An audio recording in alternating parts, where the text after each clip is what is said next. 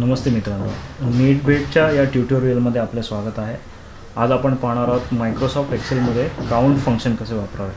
Count function अतिशय सोपे आहे. नावाप्रमाणे दिलेल्या सेल्समध्ये किंवा मायक्रोसॉफ्ट एक्सेलमध्ये बराच डेटा असेल किंवा खूप संख्या असतील, त्याच्यापैकी किती सेल भरलेले आहेत किंवा किती सेल मोकळे आहेत हे जर तुम्हाला चेक करायचं असेल तर त्यासाठी काउंट फंक्शन वापरतात. आपण एका उदाहरणाने हे समजून घेऊया.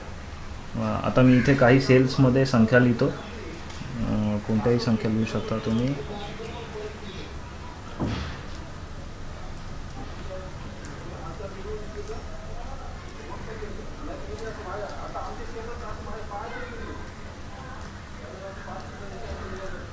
मुद्दामून मी काही जागा मोकळ्या सोडलेल्या आहेत काउंट फंक्शन कसं वापरावे हे नीट समजण्याकरिता.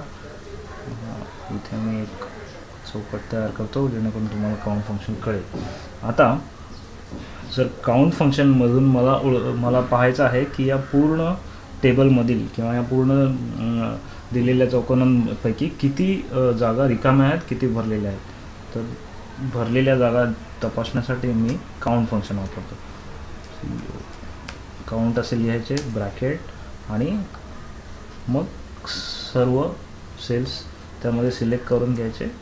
बस एवढं केलं की तुम्हाला उत्तर तयार. याचा अर्थ दिलेल्या चौकोनामधील 13 ठिकाणी 13 सेल्समध्ये जागा भरलेली आहे, बाकी मोकळ्या आहेत. यापैकी मी एखादी जागा डिलीट करतो तर बघा उत्तर चेंज होईल.